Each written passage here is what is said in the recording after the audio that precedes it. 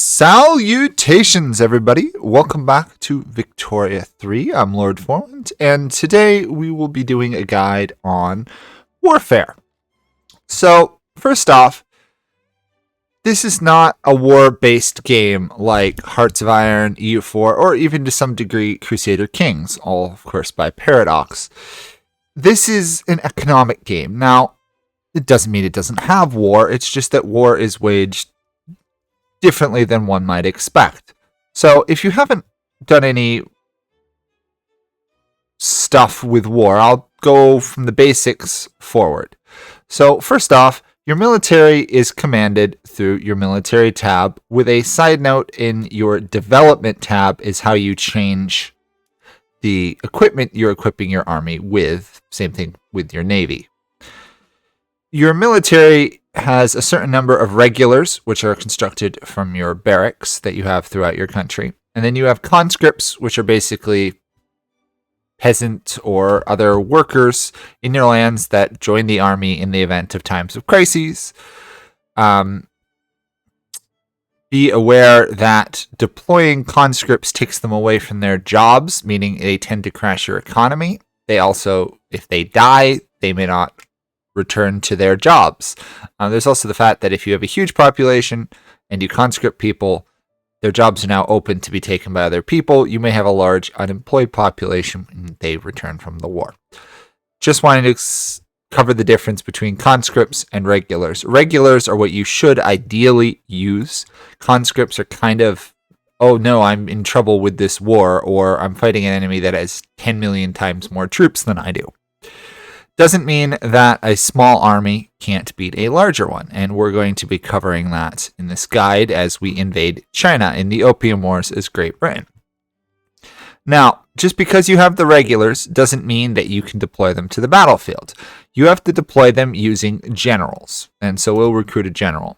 If you recruit a general, it will tell you how many generals are in the current headquarters, and the headquarters are divided into various areas. So like there's England, the North Sea, and others around the world.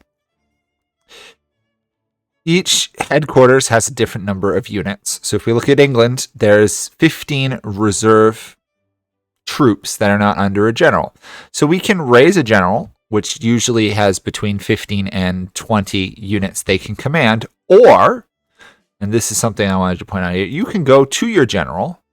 This guy commands 60 rather than 20. That's because his rank is higher. If we wanted to promote him again, he would now be able to lead 75. And if we go back and we look, the England HQ is now entirely under his command. Why is this important? Well, because of how fronts function, and fronts are a component of how this game's warfare is waged. Now, Paradox has already said they are planning on changing some of how wars are waged in terms of managing fronts, incentivizing, distributing generals across them. But for now, and they've already said the fundamentals are not going to change. And yes, some people are unhappy, other people like it. You deploy a general to a front. So let's get in the position of starting a war with China. And then you will be able to see how this functions. So if we go to these guys, we've now triggered the Opium War stuff, and we need to do a diplomatic play for a treaty port. So let's be accurate and go for Hong Kong. Okay? In this enemy, we will face 445 Chinese troops, as well as Tibet. These are our allies outside of Hanover, and maybe the East India Company. We probably won't have any allies. So now we have made a diplomatic play. If you don't know how diplomatic plays work, this will kind of cover it briefly. Separated into 3 areas. Opening moves here is where we can muster troops, plan for the war. Then the second phase is opening moves, where we can set new war goals. So if we want more treaty ports or to actually take land, we can do that, as well as negotiate to sway countries to help us, like we may sway the East India Company here. And then the final phase is the countdown to war, opening moves here, basically a chance for them to back down. If you back down, you lose, you don't get any of your war goals, and if they have a war goal against you, they get the main one, at least. They're going to plan to rework this a bit, so I'm not going to go into immense detail. So suffice to say, we've started. We can't sway countries, but what we can do is we can mobilize our armies. Now, mobilizing the army obviously is going to cost money, as these troops are now raised, and they're going to be used. However, we cannot deploy our navy quite yet, which is unfortunate. We can't prep naval invasion, so we'll cover that. So let's move quickly through this diplomatic play. We're going to ignore everything else. Don't expect this to be an actual functioning what you would do as Great Britain. And in this case, the war didn't happen. China just backed down completely. So now we have gained Hong Kong, which is unfortunate because I wanted to show you guys a war. So let's invade someone else. How about, let's see about Morocco maybe. Because why not, right? Let's say we want to take, actually let's declare war on somebody that we're unlikely to have people join the other side of. We don't want to attack any of them. Let's go for... Oh, this is tricky. Let me figure this out. Okay, tell you what we're going to do. We're going to try invading Japan. Because if we can invade Japan, then I should be able to show you a war, and we should be able to beat Japan without much issue. So first off, we have to declare our interest. Oh yeah, we've got this whole... Oh, this is really nice. Morale damage will make this even easier. Okay. Now, we should have an interest here, right? Now, we could do a variety of different stuff. Oh, come on, it hasn't established yet.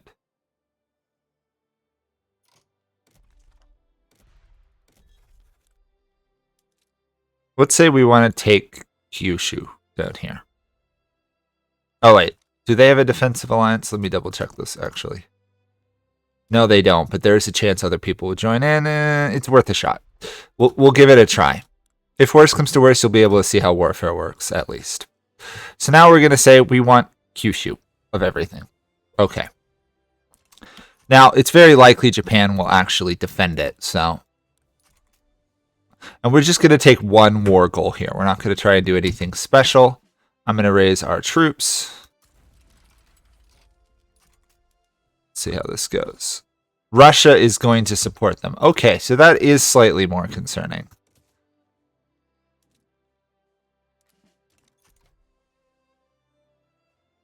We should still be able to win this, but it's going to be a lot harder. Neutrality in that. We should have superior troops to the Russians, so it shouldn't be too big of an issue. Yeah. Move along.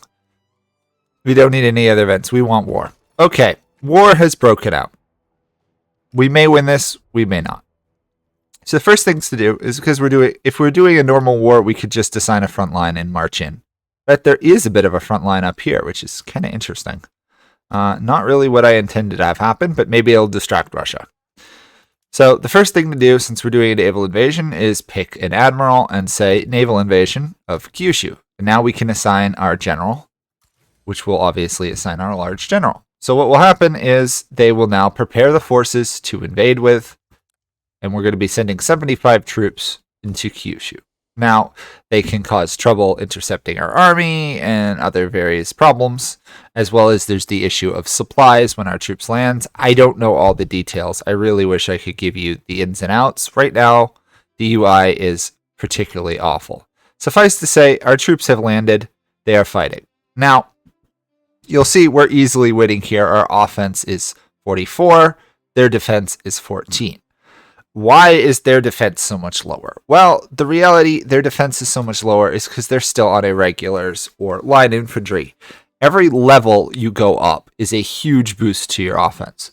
The difference between irregular and line is double. The difference between line and skirmish isn't double, but it is still 10 and a 15 increase. Between skirmish and trench, the defense rises significantly faster. It rises 25 compared to skirmish offense, which only goes up 20. Between trench and squad, again, another 15 or more increase. And between squad and mechanized, huge increase of 20 offense, smaller increase of 10 defense. Now, the similar thing happens here under artillery. First level of artillery, offense, defense, morale damage, kill rate, mobile, again increases. Again, provinces captured goes up. Shrapnel here, more devastation being damage to the province, which takes time to repair, and even after a war, causes the province to be unproductive for a long time. And then finally, siege, which is a huge boost to offense and morale damage. And in addition, you also have scouts, which basically increase the amount of provinces captured, and if you can afford them, will also boost your offense and defense. The downside here is if you look at it, first level requires rubber, second level oil and automobiles, and the third level aeroplanes. So suffice to say, this is late game technology. And then over here, you have your infantry methods as well. Now, this specialized companies is a late game thing. Machine gunners here, huge increased defense and other stuff. Requires ammunition and small arms. Ammunition's a middle game technology type thing. Then you got infiltrators, which require radios, so significantly later. Flamethrowers require oil and small arms, again, a later thing. And chemical weapons here, massive decrease in armies captured, massive increase in devastation, massive increase in offense, morale damage, and kill rate. This is a very late game technology. It tends to absolutely ruin the land you fight on, but allows the game to simulate World War I. Suffice to say, every time that you can improve one of these to go further down the tree, the better. And what happens is, there is an interesting trend in the game. So at the start, offense and defense are close. Up until you hit trench. As soon as you hit trench, you'll notice there's a province is captured. This is trench warfare of World War I, where they dug trenches and they shot and killed people and fought in the trenches. It slowed down warfare and it made stagnant fronts. Basically, defense got a lot greater than offense, and the game simulates this. So as soon as you hit trench infantry, it is extraordinarily hard to win wars with offense. Now, that doesn't mean you can't. It just means the defender is going to have an advantage. This, again, continues, although it levels out a bit when you hit squad. It's not till you hit mechanized that offense equals defense. Just on infantry alone. We're not talking artillery or anything else. At this point, the swing is back towards offense. So at the start, even trench, skirmish, defense starts to win. Squad and mechanized, it shifts back towards offense. Meaning if you're going to do mass conquest, it's easier later game. If you're defending, it's easier mid game. And early game, it's about equal.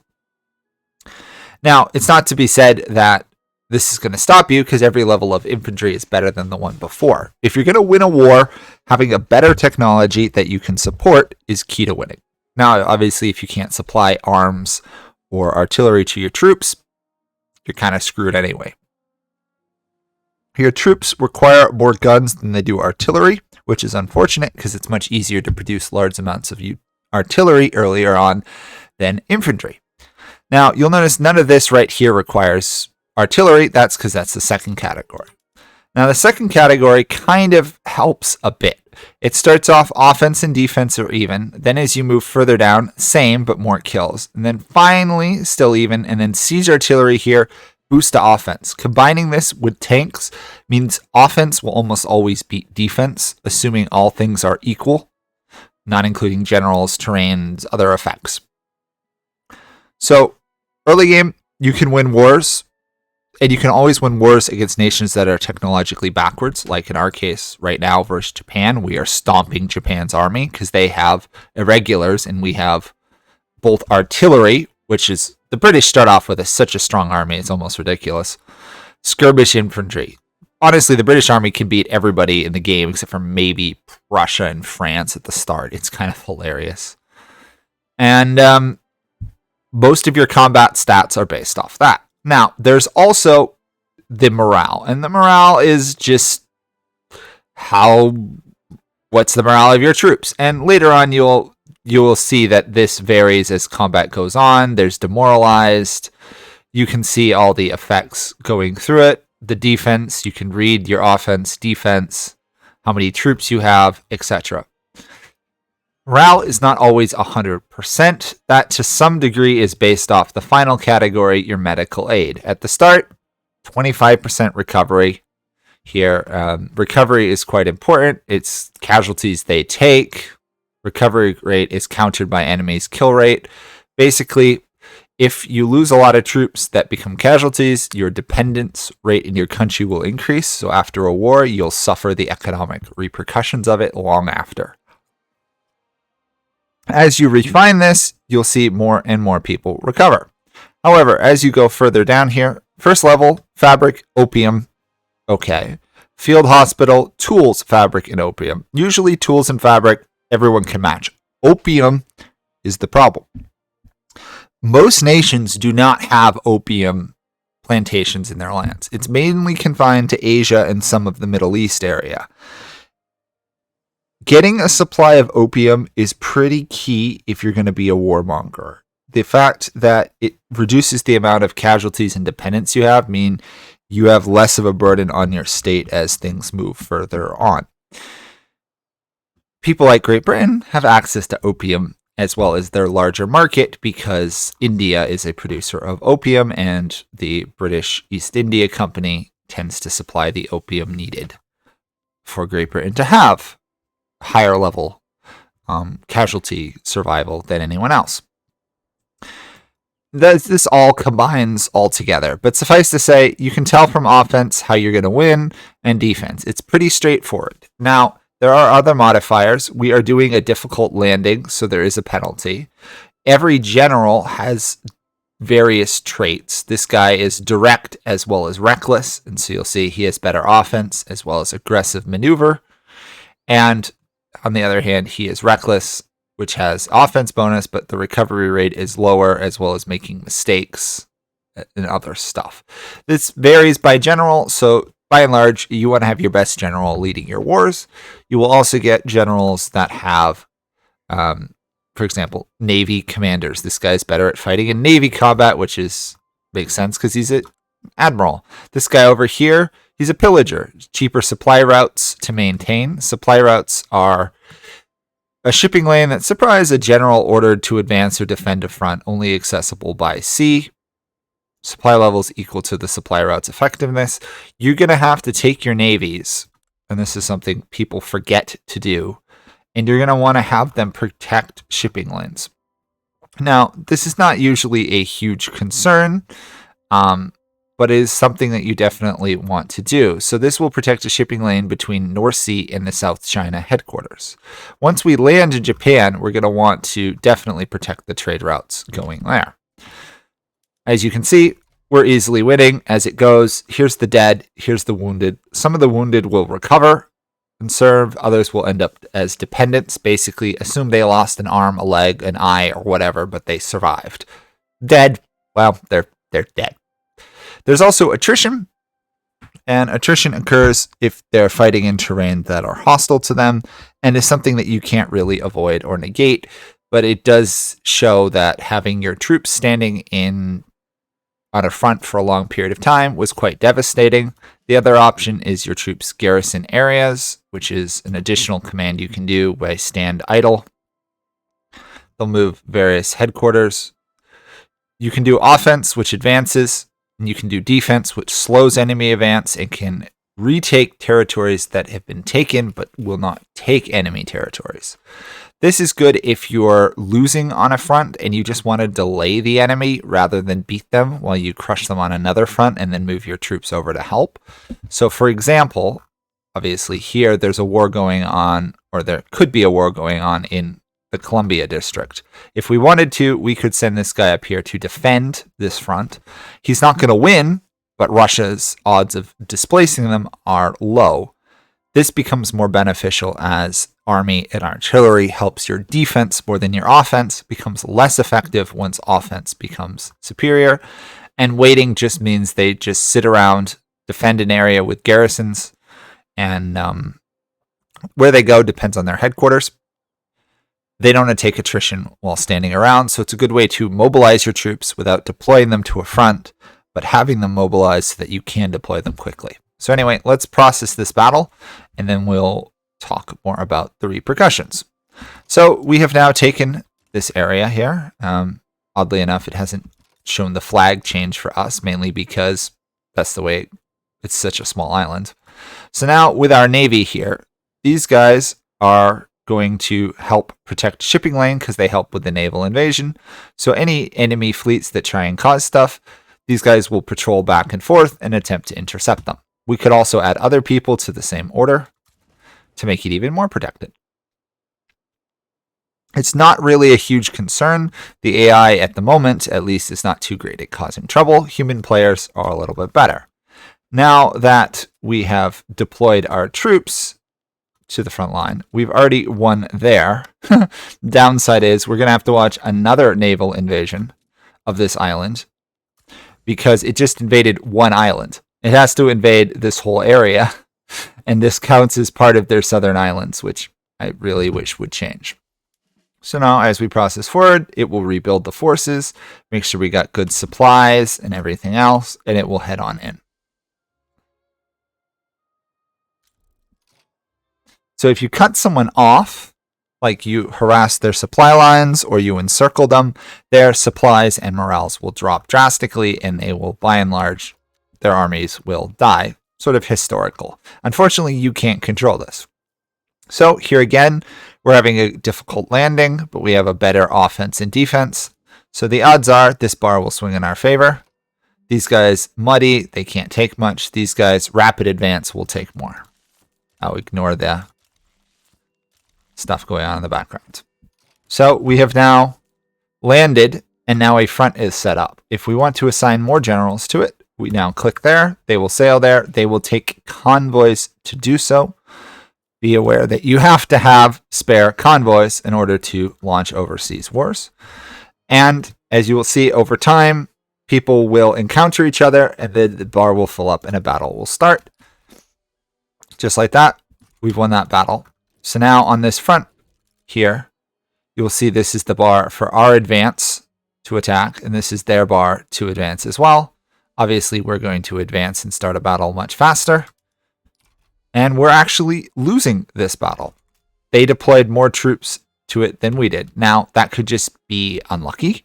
It could be based off the amount of troops. They have superior numbers on this. At this point, it might even be worth us going here and raising more troops to send to this front with conscripts. So it's pretty simple. It allows you to pick where you conscript them from. You may not want to conscript troops from your industrial heartlands, because then they'll leave their jobs. So picking them from areas like in Great Britain here, Ireland, or Northern Scotland, which don't necessarily have the most people in an industry. So you'll see now that this guy is 30 of 58. Assuming the general can handle the increased number of troops, they'll immediately join a general. Otherwise, you have to recruit one. So this battle here is going to play out. We'll probably lose, which could mean they recapture multiple states. Hopefully not, or we'll have to launch another invasion. Okay, so they retook that, but we still hold some lands. The British morale, however, is 0, which is extraordinarily unfortunate. So let's try and figure out why it's so low. We should have a supply line being defended, so that shouldn't be an issue. So why is our morale so low? And so this is where the interface is a real problem. See, what's happened is a good portion of our troops here have low morale, and that recovers over time, but it's still unfortunate. No, ignore that. So now a new battle has started. This battle we're winning. So some battles you win, some you lose. Even though we have superior stats, it's quite possible for us to still lose battles. And this will build up. Another battle will start. We're going to actually win this one. Initially we were losing, but now we're winning. There's a bit of a dice rolling behind it. We've taken another one. Now it's splitting up here. So you got to keep an eye on the various fronts that may appear as the game progresses. But by and large, the game does a decent enough job combining and controlling fronts. So some troops will keep advancing that way, some troops will advance south. Our war goal is to simply take this island, and we'll say our war goal is to conquer them. And we should win the remainder of battles. We have significantly better troops. Okay, it looks like we got one battle here, maybe. And obviously, offense and defense depends who's attacking, who's defending. And right now, we're attacking. We're not defending at all. So now we have conquered this. Their war support will fall. Once it gets low enough, they will probably accept the deal. It tells you it also is based off their war support, which they lose for casualties, occupation, delay, time, radicalization. Meaning, if you're attacking a nation that's already in turmoil and is collapsing due to radicals, it's so easy to win wars against them. And nations that are broke, if you go broke, you get an increase. If you go into default, you gain an increasing percent modifier of attack, defense, weaken, and it's significantly easier to beat them. For now, though, we're just going to let this process forward as our troops proceed to absolutely annihilate the Japanese military and gain control of the southern islands. You can see the devastation here ticks up over time because there's warfare and fighting going on. The infrastructure goes down, mortality rate increases, people are less likely to migrate there. Shocker. So, Japan has now set us a peace deal. If you 100% get their war support as low as it can get, you'll automatically enforce the war goals. You can also offer peace deals, and this might be the first Paradox game where nations will offer peace outside of EU4 to some degree when it's obvious they can't win. I love this change. These guys, they're obviously losing. We're going to win. So rather than fight on, they're going to give up. We're going to accept the peace deal. And just like that, we've taken southern Japan. Now, just because we've taken it, there's turmoil, there's devastation, and it's not incorporated. So we'd have to incorporate it, as well as the fact that we are not necessarily entirely tolerant of the Japanese population. We're national supremacy. If you're conquering large amounts of lands, multiculturalism will help. On the other hand, they are going to make changes so that the higher up citizenship and religious tolerance you are, the more stable your land will be being. But for now, it might be worth a push to do multiculturalism, especially because we just gained 4 million people, as well as at some point we want to incorporate it. Now, Japan, on the other hand, will be able to later on launch a return state war goal on us with a chance to get it back. But again, it will function like a normal war. There'll be a diplomatic play. We can make our moves and we can fight. Now, some of you may wonder about subjects. Some subjects have to help you, some don't. Great Britain is a great example here. You have protectorates, and you can read about all this. Protectorates they're not necessarily fully your subject. They just kind of work with you. You're protecting them. Then you've got your puppets. Puppets join you. They have forts to join Overlord's wars, can't do diplomatic plays, and you get 20% of their treasury from them. Can be worth doing that. To annex them, you have to lower opinions to annex them, which by and large you should do because they don't supply enough troops or really enough money at this point in the game because the AIs kind of suck with small nations.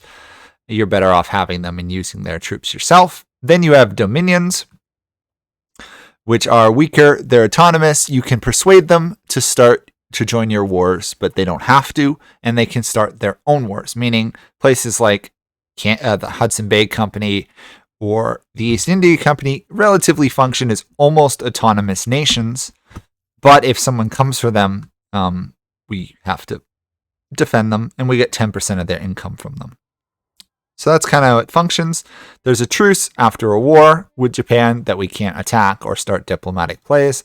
Unlike the other games, there doesn't seem to be an easy way to break truces outside of you both getting involved in another war that they happen to be defensive or allied to. And it's pretty simple to win wars, have better tech, have better troops. Make sure that you've supplied your troops. You're going to need, if you're a warmonger, you're going to need, Birmingham small arms.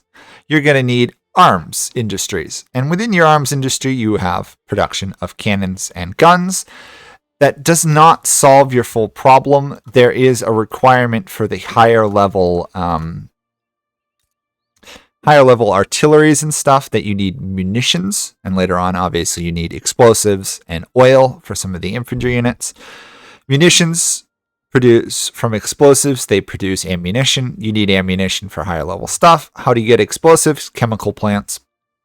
Otherwise, arms industry by comparison is much straightforward. You take in iron, you take in wood. Later on, you take in steel and oil once you hit bolt action. But repeating rifles is something everyone can support as long as they have steel industry. Cannons, thankfully, it never goes beyond needing iron and steel, making life a lot easier. And you can see that by hovering over this. Also, remember, we just took over barracks from Japan. That doesn't mean they immediately adapt to our combat situation. So it's worth going through and making sure periodically everybody of your troops is using the most updated version. If for some reason you couldn't afford to upkeep your full army, you can go through and make individual barracks or conscription centers use different different equipment, which can be a solution for large nations like China or Russia, which cannot necessarily afford to equip all their troops with their best equipment. They can go through and pick certain generals commanding certain troops to have better equipment and then deploy those in a war while saving all their other troops for various other fronts, or if they just need bodies to choke the enemy. The reality is, if you can't match a country in military technology, you're probably going to lose a war. That being said, once you hit trench infantry, there is a period here where trench infantry can still hold out even against squad. Squad infantry does not obsolete trench infantry. Prior to that, though, line infantry can hold off skirmish. Irregulars cannot hold off against line. Basically, on defense, you can be an infantry tech or an even artillery to some degree lower and still have a chance. The reality, though, it comes down to who has the better tech, who has the more troops, and can you keep open supply lines. If you're losing, harass their supply lines and just hope and pray that the war and your generals are better. Can be worth going through, and if you find you have bad generals, hiring new ones. You do get a chance to see what the traits are, pick which ones you want. Supply requisition here is, in my opinion, one of the best ones, just because it reduces supplies. Offense, defensive planner. These can level up as they fight and win more wars, so you can have better and better troops as the time goes on. So hopefully this helps you guys wage wars. They're going to improve the UI, which is why I didn't go into super depth on it, as well as make it clearer how wars are won and lost. But by and large, they're out of your hands, seeing as this is not a war game. Hopefully this helped you guys. If it did, please do leave a like, a comment, subscribe, all that good stuff. Check out my other guides, and I hope to see you all in another guide, let's play, or live stream. Bye for now.